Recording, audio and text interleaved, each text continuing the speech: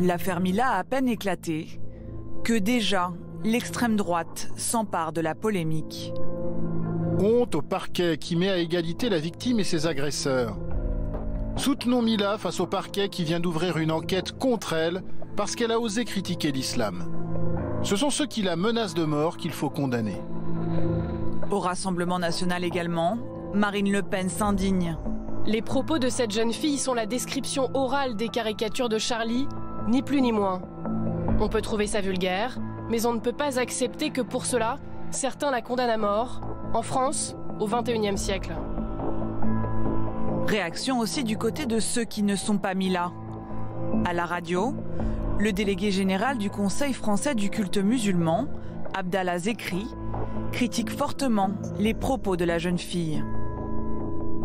Moi, je dis que cette fille, elle sait très bien ce qu'elle fait. Qui sème le vent récolte la tempête. Je suis contre le fait qu'on la menace de mort, parce que c'est pas de l'expression, là, c'est des insultes. La liberté d'expression, oui, il faut la respecter, mais c'est pas de la liberté d'expression. Ces insultes, c'est franchement de la provocation, et elle sait ce qu'elle dit. Moi, je me permettrai jamais de dire que la religion catholique, c'est de la violence, c'est de la haine, et que je mettrai le doigt dans le derrière de Jésus, ou truc comme ça. Ce matin, cette déclaration a été condamnée par la secrétaire d'État, chargée de l'égalité femmes-hommes.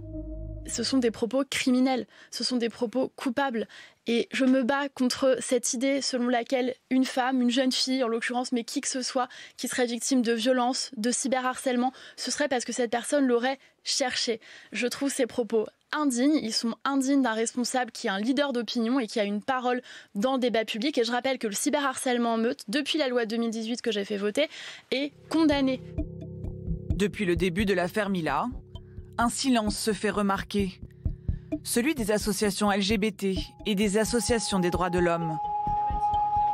Silence aussi des partis de gauche, comme le souligne le philosophe Raphaël Enthoven. Bonjour Olivier Faure. Je suis désolé de revenir sur cette histoire alors que tout le monde est passé à autre chose. Mais Mila, elle, en a pour des années. Et aucune des raisons que je trouve à l'absence de soutien du Parti socialiste ne résiste à l'analyse. Dans les couloirs de l'Assemblée cet après-midi, le patron des socialistes a souhaité finalement répondre à cette attaque. Je ne l'ai pas fait dans un premier temps pour une raison très simple. Il s'agit d'une jeune fille qui a 16 ans et je ne voulais pas que d'un seul coup elle soit au cœur d'une affaire médiatique qui l'emporte et qui finalement soit la cause d'un traumatisme. Maintenant, cette polémique existe, je ne peux pas l'ignorer. Et l'évidence, c'est que, évidemment, dans ce pays, on a le droit de s'exprimer, y compris pour dire des bêtises, et y compris le droit au blasphème est une évidence en France.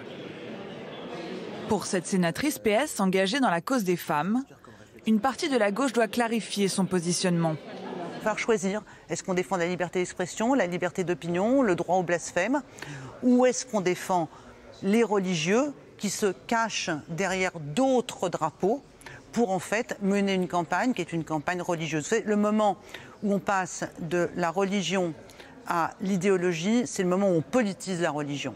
Et c'est ça, là-dessus, la gauche doit être très claire. Nous combattons la politisation du religieux. À droite, les élus ne se sont pas non plus précipités sur le sujet.